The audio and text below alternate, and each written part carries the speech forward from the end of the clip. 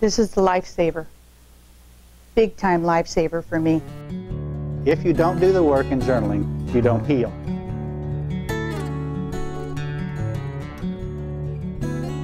The religious song is Un día a la vez. Go for it. Un día a la vez. Do it with a smile. Fight.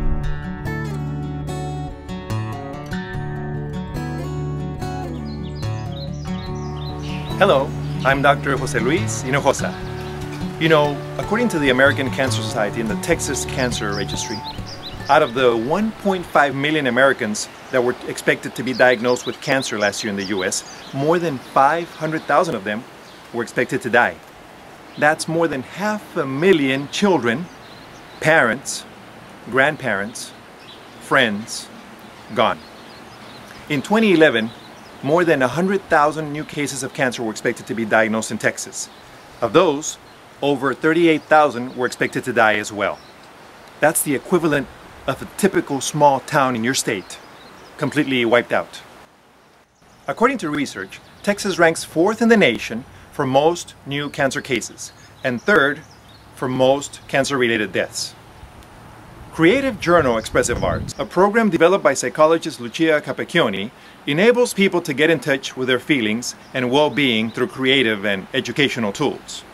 In 2011, this program was introduced to cancer survivors in South Texas, thanks to the support of a local oncology clinic. And the results were simply amazing. Let me show you what Creative Journal Expressive Arts is doing for many cancer survivors in South Texas, and what this program can do for you. Enjoy. My name is Lynn Ramirez. I am a therapeutic foster parent and I'm 60 years old. I live in McAllen and I have 2 daughters. So when I was diagnosed in 2010 on my birthday, I was very fearful, very scared. I went through all of the treatment that I needed to go through. I finished that. About 7 months later, I was told that I needed a chest x-ray. Devastated, I reclused myself, would not come out of my room. When I did come out of my room, it was only to eat. Stayed away from family, friends, would not talk. I'm Maria A. Gonzalez, and I am a professional teacher. I've been teaching for 34 years. I went into, I presume, a shock mode. I didn't think anything about it. I took care of it and everything. Came in here, signed up for the appointment and the whole thing. And then afterwards, I had the reaction that, what is multiple myeloma? What's going on? You know, the same question came up again. What did I do wrong?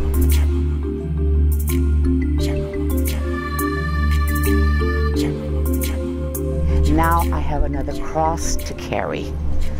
And that's when, that Sunday, I went to church and I cried through the whole Mass and asking God there in church, why me? Why me?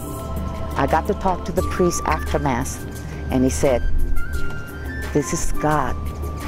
He's testing you. Remember, he carried a cross for you. And he never said, why me? And that's when it hit me, that I did not have any control over my life. God did.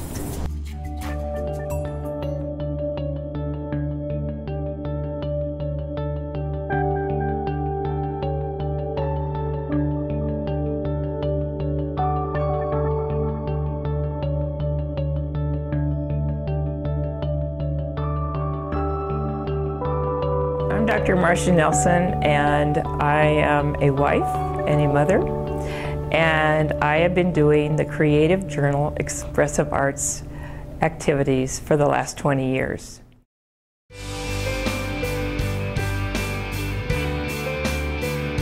We call it the journey of healing. Each one of the patients that have come with cancer have found a new inner peace, tranquility, and a love for themselves. And through this, we've seen some very strong healing results. All of us who are survivors in doing this depend a lot upon the journaling portion. If you don't do the work in journaling, you don't heal. But you'll also notice our journals are kind of unique in that there are no lines. I noticed that some of the patients come in very apprehensive, very sad, and as if life is going to end because of their sentence with the disease. And there are many times tears and really withdrawn.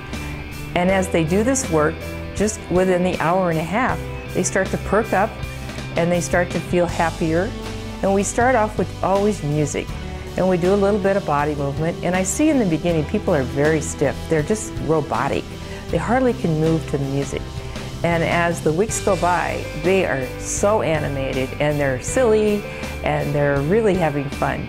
And as the artwork progresses, I see very sad, dark colors being used. And as we go about in 3 or 4 weeks, I see brighter colors and I see smiles on faces they draw.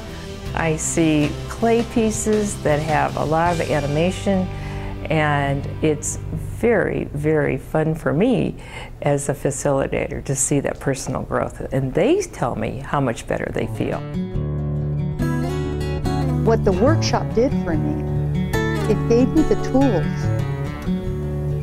of how to handle whatever comes into your life, regardless if it was cancer or whatever. And it helped me work through those issues.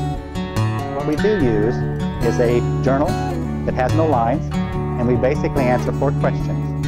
Who am I? How do I feel? Why am I feeling this way? And what can I teach you?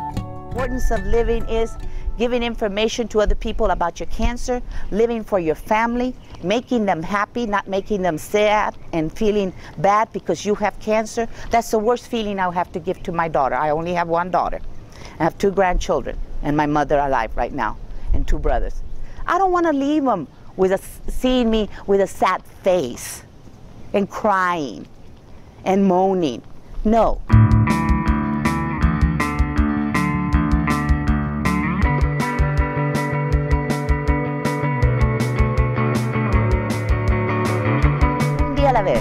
Live that day, 1 day at a time, but live it to the fullest. And cancer patients can live it to the fullest, just like any normal person.